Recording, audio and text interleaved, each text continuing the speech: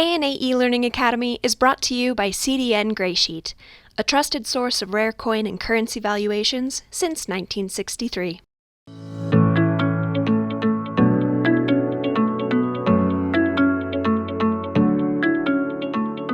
Thank you for joining us today for the A&A eLearning Academy. The A&A would like to thank would like to thank our e-learning partner, Graysheet, for their support of the e-learning program. But today we have Tom Carson, there we go, with the gentleman actually leading out the course today. Thank you, Tom. He's going to be presenting on the Royal Arch Masonic Pennies of Canada. So just to kind of give everyone a heads up, you're going to be muted for the presentation. If you have any questions, you may put them in the chat or Q&A box, and I'm going to read them out to Tom at the end of the presentation. So without further ado, Tom, go ahead and take the floor. I'm going to mute myself, and I'm looking forward to the content. Can you see my screen now? Yes, sir. Okay. This is the third of a series on Royal Arch Masonic Pennies. And this one's on Canada. The A&A had a major impact in developing the Royal Arch Masonic Pennies, and that's one of the earlier webcasts. And they're stored on, you can find them either on YouTube or the A&A e-learning site. But this one is the Royal Arch Masonic Pennies of Canada. And A&A had a very big role in this. So as a disclaimer, right off the bat, I'm not a Mason, but I'm very intrigued by the pennies. I'm not a Canadian. Canada's wonderful. I'm not an expert on Canadian Masonic pennies, but I've searched and I haven't been able to find one. There's a whole lot of stuff that's not known on Canadian Masonic pennies. Here's one of the interesting ones, and I thought this would be appropriate for tonight. This is where a U.S. chapter went to Canada and visited with Canadian chapter, and they made a penny that had the U.S. and the Canadian flags, well, British flag on it. And this was done by R.A.M chapter number 2 of Hamilton. And I'll talk about them in just a minute. Let's get back to, okay. Now, dates on pennies usually don't have anything to do with when they're minted. The first Canadian chapter was chartered in 1797. That's a little too blurry at that resolution, but down here at the bottom says AD 1797. Well, that is not when it was made. This one was probably made 1905, somewhere in that area. The second Canadian chapter was chartered in 1820, and that's the R.A.M chapter out of Hamilton, Ontario, and there'll be more about the R.A.M chapters we go along. Then the St. George's Grand Chapter of Canada, and that was 1855.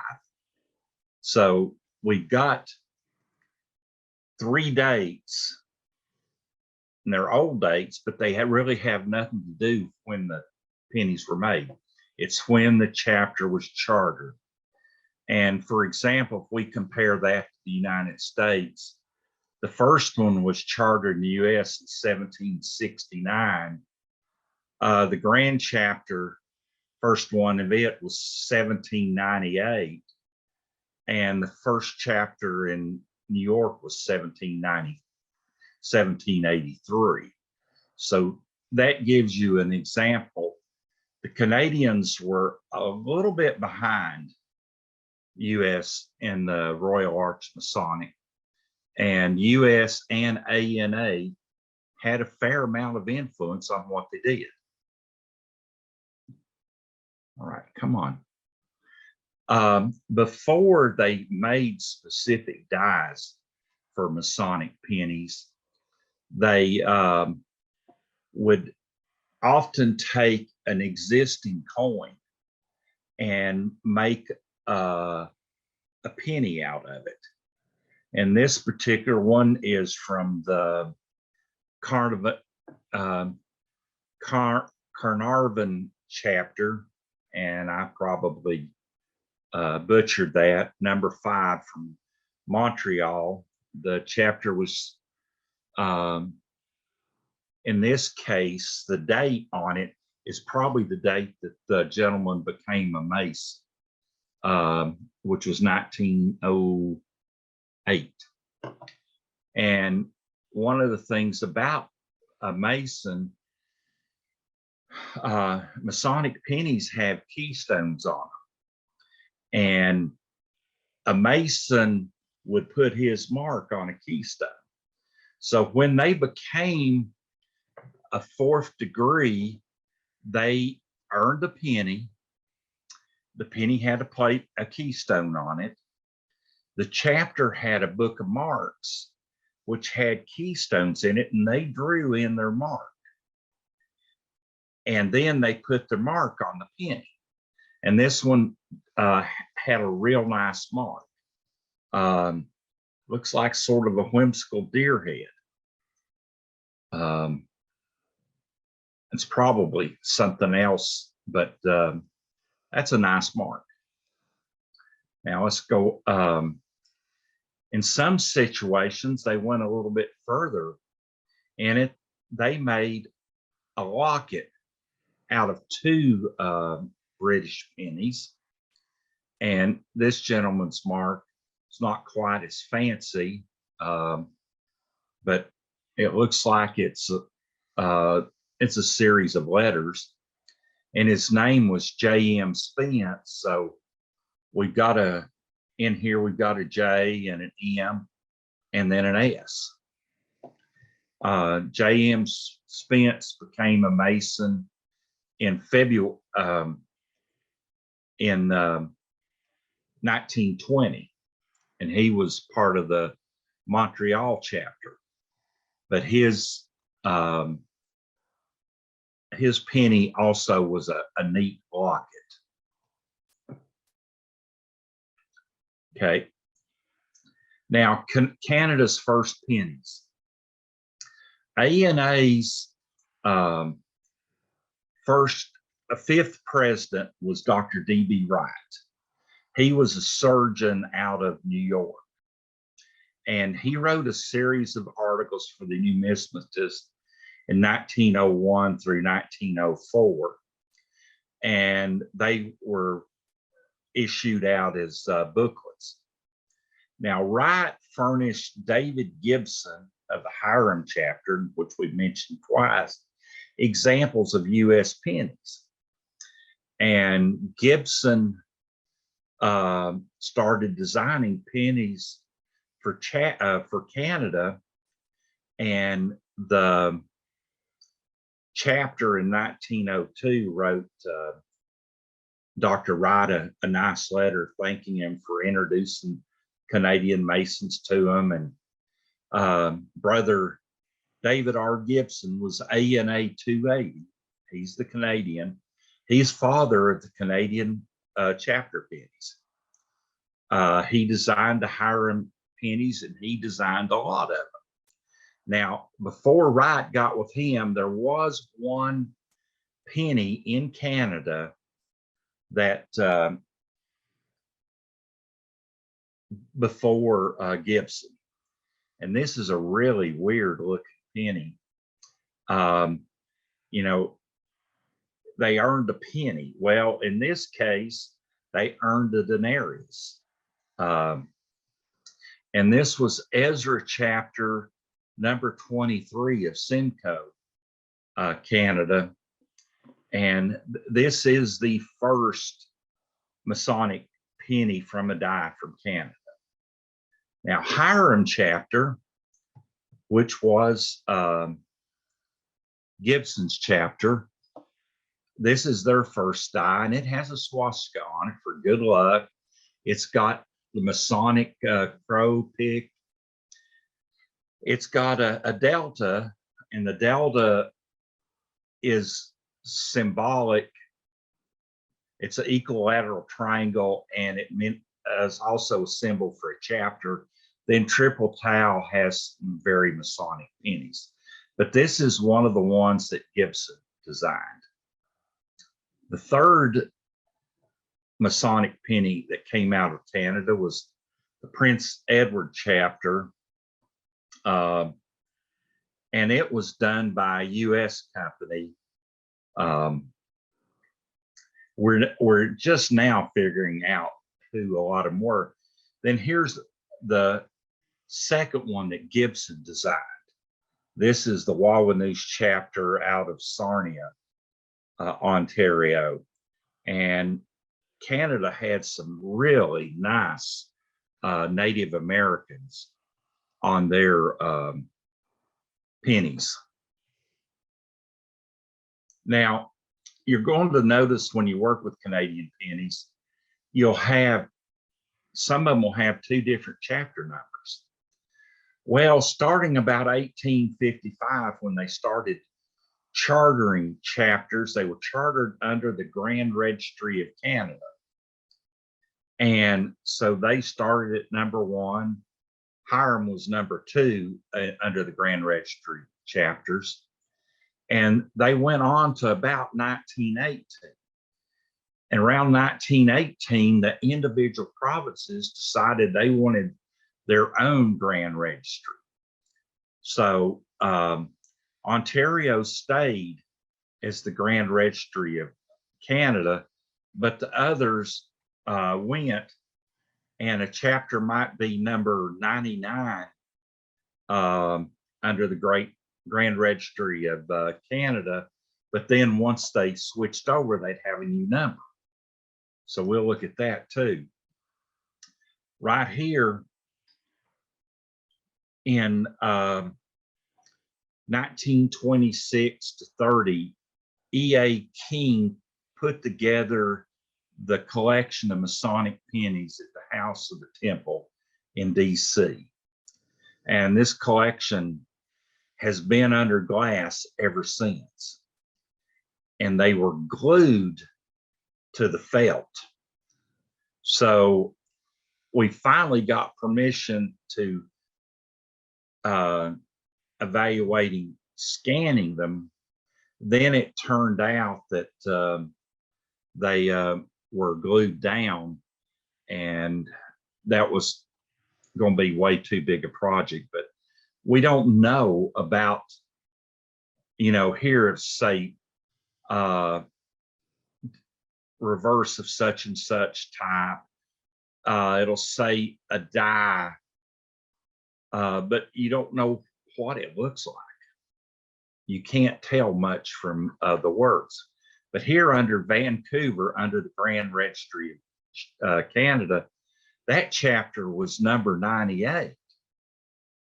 But they made a mistake on some of the dies, an error, and it was number 88. We'll show that in just a minute. But then when it became under the Grand Registry of British Columbia, that number 98 became number 2. And there's another thing. Some of the pennies were chartered under Scotland. But here we talk about the limitations of King. If you just look at these, you can't figure out what the pennies look like. Sometimes you can, but as a whole, and you're just guessing on the reverses. So there's a lot of pennies in the collection at the House of the Temple that have never been seen because no one's seen the reverse since 1926. Okay, we were talking about the Vancouver chapter, and the Vancouver chapter, if you notice, This one says number 88. And this one says number 88.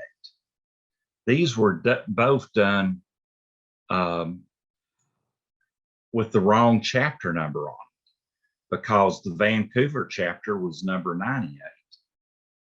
So they were came out wrong. Then when they went over to the Grand Registry of British Columbia, it became chapter number 2, GRBC. So the same chapter was 98, then it had 88 by error. 98 was the real number, and then number 2 was after it became GRBC.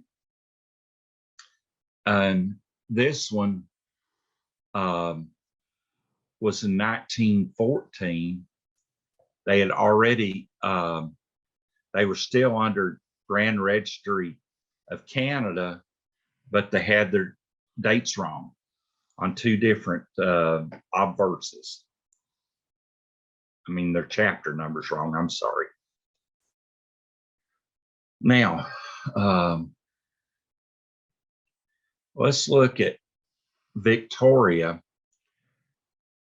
On this one, it says Columbia Royal Arch Chapter number 120, GRS. Well, that's Grand Registry of Scotland. Before, this one was chartered before Canada chartered it by the Grand Chapter of Scotland. Now, this is the same, you're still in British Columbia. Well, the Grand Registry of Canada chartered a 120. So you've got 2 120s in the same British Columbia. But this one's GRC and this one's GRS. And then they finally, this one is number 1, GRBC. So the Columbia chapter, which was 120 Scotland, became number 1 when it became GRBC. And we'll talk about this in just a minute, but the reverses on the Canadian pennies, there are bunches and bunches of different varieties. One might be used on 10 different pennies. How many varieties? Well, let's just look here. You've got an outlined keystone in 1 penny. You've got a raised keystone in 1 penny. These can be used on the same chapter. The raised one, this is my theory, was probably a very early one. They had problems with such high relief that they had a lot of the dies cracking. So they went to the outlined one, and the dies lasted a lot longer. Now this, at the bottom, these two, this die definitely was designed by Gibson of the R.A.M chapter with the little forehead in it. This one may have been too, but once they got started, they expanded a lot. And you've got different size fonts. You've got different size keystones. How many varieties do we have in just on the reverses? I don't know. But I just went through and picked a whole bunch for this just to show. Now here they had a crack. But you had different tools. If you look at the one on the left, you've got a flared end chisel. You look at the one on the right, it's a straight chisel. And the keystones are a little bit different in size. So you really get into it. This is large Canada, and this is small Canada. And then some of them you'll run into Canada with a period after it. And these are all different die makers. There would put theirs on it.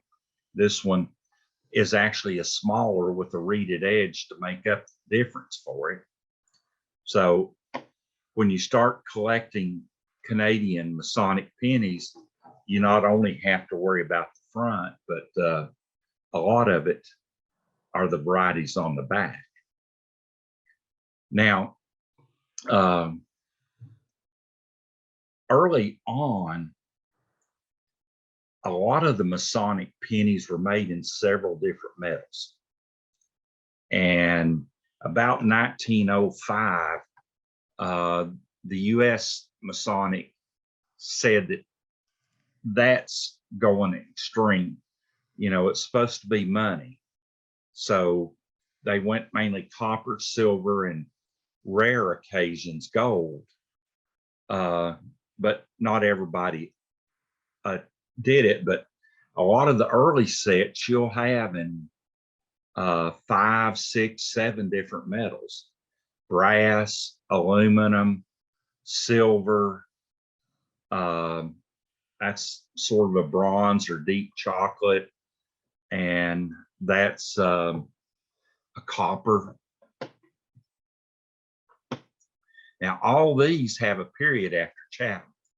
So all these with the 5 metals were made with one die. Now, a little later on, there was another die that was made, and there's no period after Chatham. And it was only made in one metal. So there's a whole lot of varieties, and we're just now scratching the surface. We're going to talk about token catalog in a minute. Now, earlier I told you that you know, it was, you earn money. Well, this particular one has the design of a shekel, but it doesn't have a shekel on it. So this one, the Masons, the ones that were real sticklers, would have not liked this because it doesn't have a shekel on the back of it. I think I've got a shekel to show in just a minute, but it's got a nice engraving, very Canadian canoe. And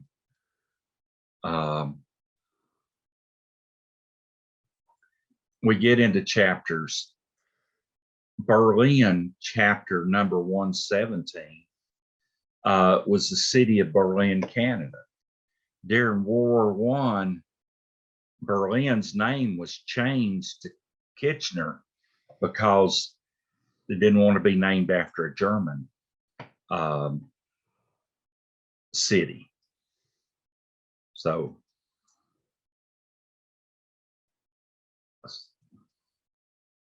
now, by nose, on this, you don't see many camels on North American tokens or pennies or anything.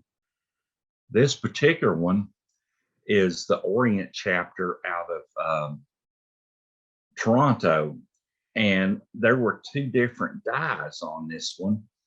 It depends on where the camel's nose points. And this one, the nose is a little higher than that one's nose. So you've actually got 2 different dies. Most people don't realize it. They're happy just to have a camel. Now, we're just going into some fun with Masonic pennies. These are just examples that are pretty. Wapatia, that's a caribou in the native language. And that's Grand Chapter of Alberta. And this was done in 1949. After, you don't see many pictorial Masonic pennies after the Depression. It was expensive to make them, but there's still some that are, this is an early one. This is probably the 20s. There's a US one that's very similar in design to this, but you've got the mountains, the trees, the river, and farmland. Keystone chapter, this is 196 GRC, and this has the date of dispensation. The date of dispensation is when they were informally allowed to start working on their charter. Then the date of charters when they were officially became a chapter. And then this one is number 12 of the Grand Registry of Alberta. And it didn't have the date of dispensation anymore. Some nice bust on some of them. Simon Fraser was an important Mason in Canada. And you have bridges, different views. Let me go back this way. Okay. Here again, this one is real interesting, but it's a Precambrian chapter out of Manitoba, but the reverse on it is, again, not a penny, not a shekel, but it's really sort of neat. You've got orbs, you've got the sun, you've got stars, you've got the moon. Really interesting. Now, this particular one, the Transconia chapter was part of the Transcontinental Railroad. The Masons at the at Winnipeg, where the headquarters were, made a shekel, and since it was, most of them were railroad, they put a locomotive on it. This is a real nice piece. I've only ever seen one. This one, your wages you receive with thankfulness. This is sterling, tells who made it.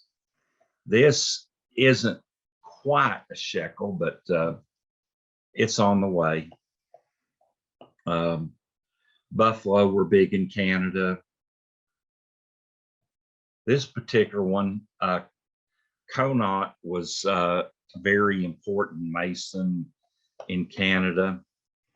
There's something interesting on this one. It says sterling. Well, this isn't sterling. They made some of them on the wrong planchet.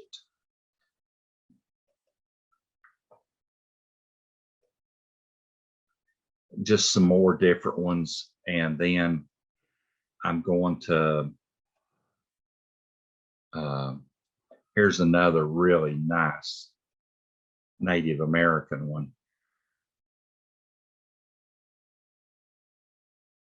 But they had trees, beavers, old derricks, lighthouses. They tried to make the pennies more like the area they lived in. Now I'm going to talk about tokencatalog.com. And this is a free database where we're gathering Masonic pennies. Token Catalog has over 600,000 tokens on it. Right now we're up to over 800 Canadian Royal Arch Masonic pennies and about 18,000 US Royal Arch Masonic pennies. There were a lot more US ones. And sometimes you'll see Royal Black Preceptory pennies. Well, that's not, it's a Protestant fraternal organization, not Masonic, but they look somewhat alike, have some of the same symbolism. And I want to thank William Waken for scanning all of his Canadian pennies so we could add them to Token Catalog.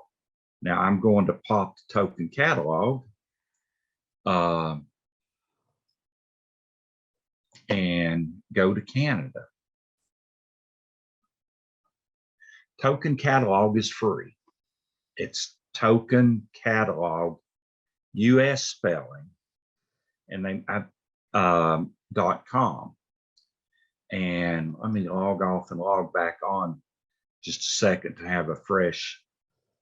You can go on without registering, or you can register and have rights where you can add. Now down here where it says show other countries, I'm going to click on it, and it's got countries all over the world and tokens. And if I'm going to show Canada, then under Canada, let's go to Ontario. Going to click on it, Ontario.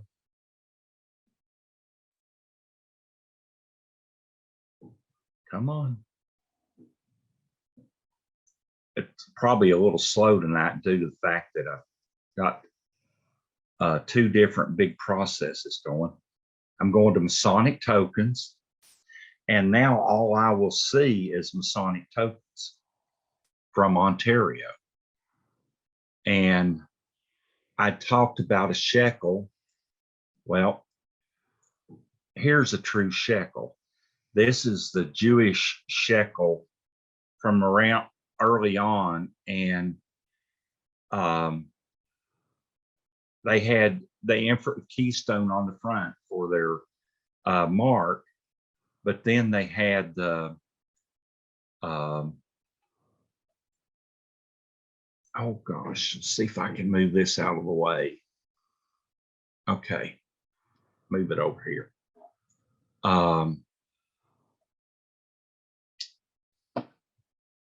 They had the different,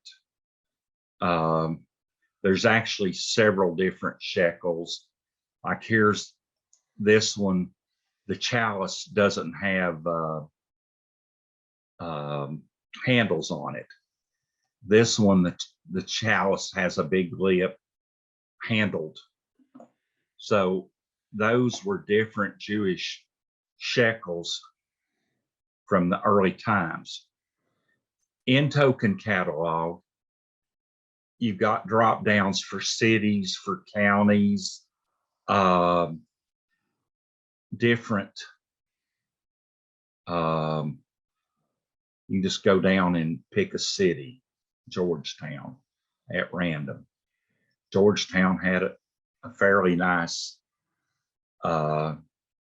pictorial on it.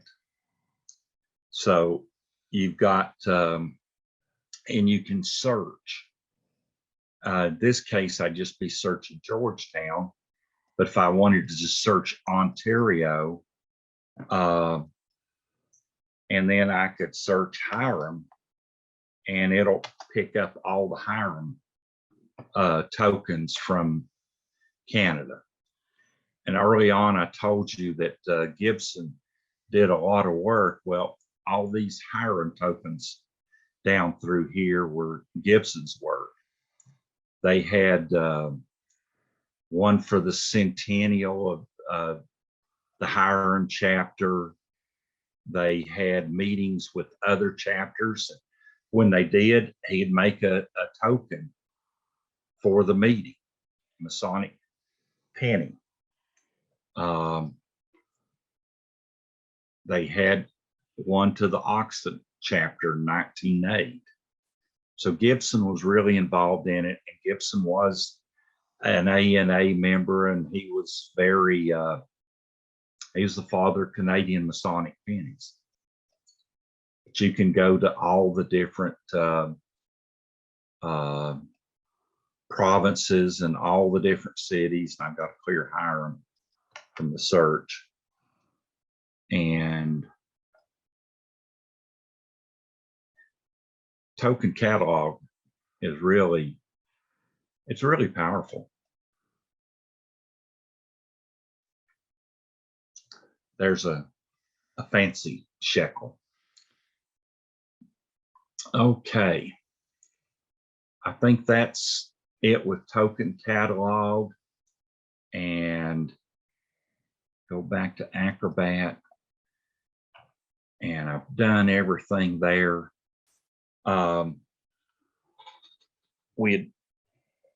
Token catalog is voluntary. Anybody can sign up to add to it. And you can get appointed as an editor. I'm like the editor of Tennessee and the editor of Masonic, but I have other editing rights in Token Catalog. So I think with that, let's go to the questions and answers. Maybe I've got answers. Tom, that was awesome. No, I appreciate that. I've got some of my own, but let's definitely look to some of the questions already proposed. Forgive me. Sorry, I keep hacking. Somebody had a question. Are there any women who carved Masonic pennies? Excuse me. Women on Masonic pennies. That carved them. What's that? Are there any women who carved Masonic pennies? Not that I know of. I mean, I feel like that's kind of somewhat of a loaded question, just because the whole concept of Masons it's a fraternity. It's a male only. But that doesn't mean that artwork wasn't necessarily, Yeah, resourced out. So that's a good question. okay. Now,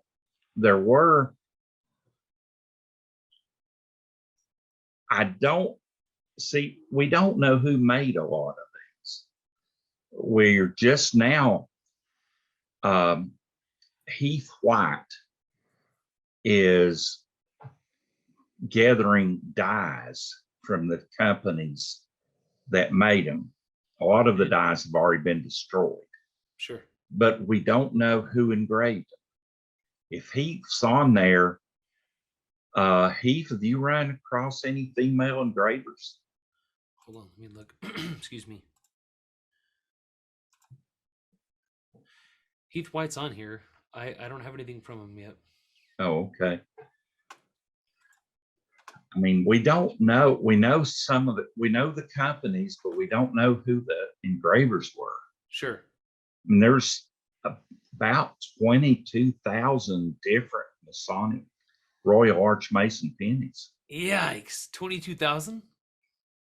Yeah, and we've cataloged probably close to 19,000, 22,000's a guess. Wow. That's a tough collection to have the whole set. You can't, no one can. Right. I mean, there's some that I really love, but I'll never see them in my lifetime. Sure. Well, just in case he's able to, Mr. White's able to pull that up, if he's able to, I've got a couple questions, and then we've got another question from Mr. Bird or Mrs. Bird. Forgive me, Akaimi. I'm totally botching your first name. So Mr. or Mrs. Bird, forgive me, is asking, are there U.S. Masonic pennies as well? I found a circulated Lincoln cent with a Masonic inscription, and I know that you had done a class on this. You said, so I'm assuming we'll have an answer to that one. Well, there are those I don't really consider much Masonic pennies, but yes, there are thousands of them. U.S. right now we have 17,903 listed, and let's go to New York. They've got some really nice ones. New York State, we know of 1,289 Wow. different ones. And let's just scroll down through here. Here's a pretty one.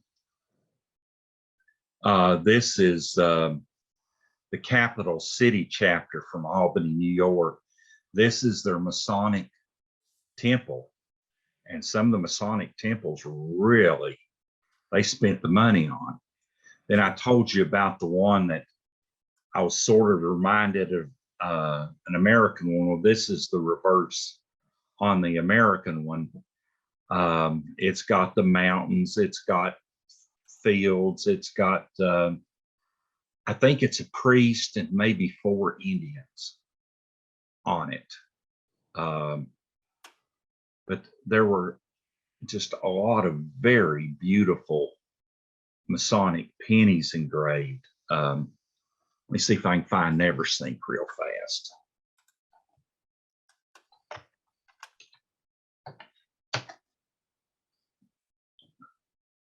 Well, it'd help if I could type.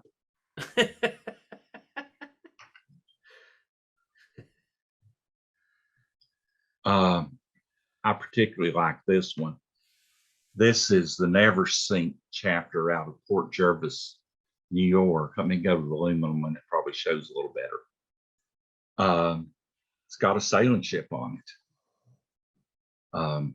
There were just, and Port Jervis was a sailing community. So a lot of the Masonic pennies were designed for what it was around that area. Okay. I've got a couple questions, if you don't mind, Tom. Yeah, go ahead. So I guess like I told you before the call, I've done a bit, I felt like a lot, but I'm not familiar with these pennies at all. So I've kind of got maybe it's kind of a 2-part, but it's the same question. There was penny, the word penny was a lot, but then the shekel came in a lot too. And then you see the Star of David, you see a lot of different symbology there. And from everything I know, to be a Mason, the one factor that you have to acknowledge before becoming, step 1, is that you have to acknowledge a higher power. You have to acknowledge that God exists. Yeah. So why a penny and why the shekel? Why is there so much Christian and Jewish symbology? And maybe I'm speculating. Maybe I'm way off on that. Well, now this is more of a you earned. The Masons also had ties into, I guess, trade groups early on. So and this was under the York Rite, when you became a 4th degree, you had earned a penny. And that was what they did at first, but then they also had the denarius. You earned money. And a whole lot of it was, a day's work for a day's pay. And you'll see that on the back of them. Then there's also has to do with whatever is right for your salary. That story about the people coming at different times to the winery and they all get the same amount of money. Then there's the old nursery rhyme about he shall have but a penny a day because he can't work any faster. I mean, it's all sort of tied together. So this was money? I mean, forgive me. It was symbolic money. That's what I thought. Okay. Yeah. Now, there was an American where they screwed up and they put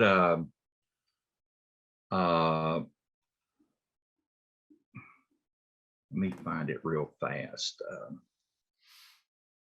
They put a Persian coin on the back of it.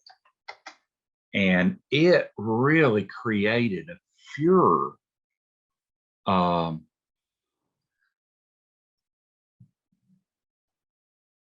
That was a Persian coin. Sure. And, they have to agree, admit that they believed in a higher power. Well, this talks about numerous gods.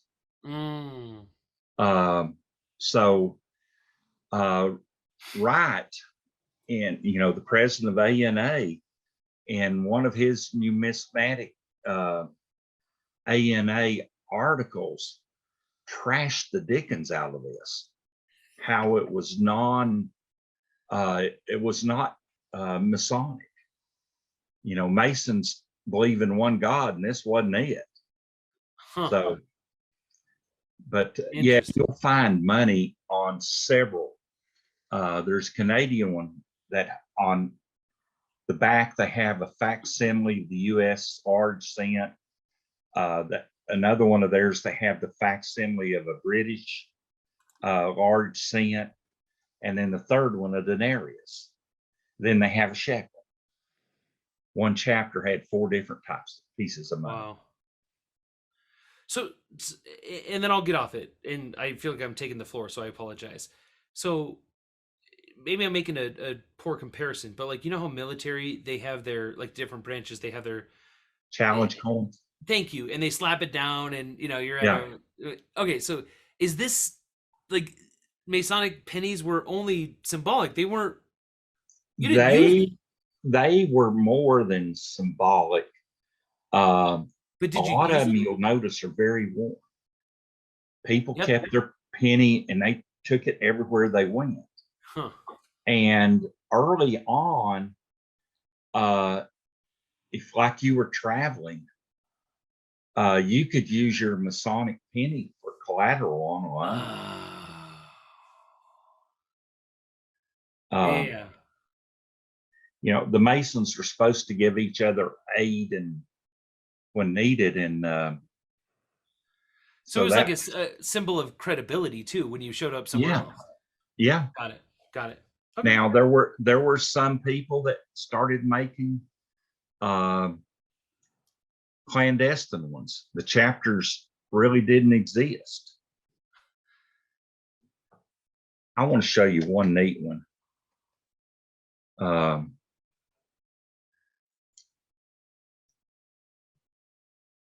Come on. Look whose penny that is.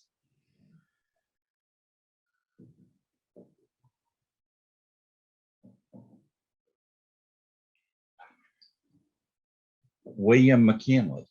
Yeah. President. I don't know if he was shot before he got his penny or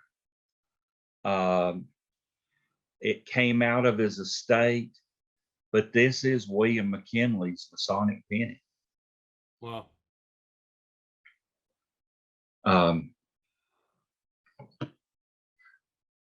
Okay, that's not a Canadian, but yeah, they Masonic pennies from all over the world. Okay, gotcha. A lot of them, like U.S. military, when they were overseas, started Masonic chapters. There's quite a few in Germany, quite a few in Japan, the Philippines. The British started several in China. The British started, you know, several throughout the British Empire. They even started one in Italy. Wow. And so, any more questions? Yeah, let's open it up. I believe we've taken care of all the Q&A, and I don't see anything in the chat. If anyone else has any questions, we want to open that up for the next couple moments. We're going to be closing things out in just 2 or 3 minutes. I've really enjoyed this. I didn't realize, forgive me, I didn't realize that there was 2 other parts of this, so I'm gonna have to go back and check the archives. Yep. One of them was Big, Bold, and Beautiful Royal Arch Masonic Pennies. And the other one was 130 Years of Mystery Royal Arch Masonic Pennies. Wow. Well, this has definitely sparked a new hobby for me, because I'm a geek for Mason or Freemasonry, and then I'm a geek for coins. So now I'm going to be spending up a bunch of money, and my wife's going to slap me around. One of the rarest Masonic pennies is from Colorado. It's from Greeley, Colorado, and it has Horace Greeley on it. And there's only 2 that I've been able to find. They're at the house of the temple. So Mr. Hollenbeck's been collecting them for 50 years. and didn't even know it existed. Oh, that's funny. Tom and I talked this morning earlier, so I'll have to hit him up on that. Well, I mean, I've learned a ton. I don't see any other questions coming through, so Tom, I think it's about time to close things out. Unless you have any other closing comments. No, thanks for coming, and go back and, if you haven't seen them, look at the earlier ones.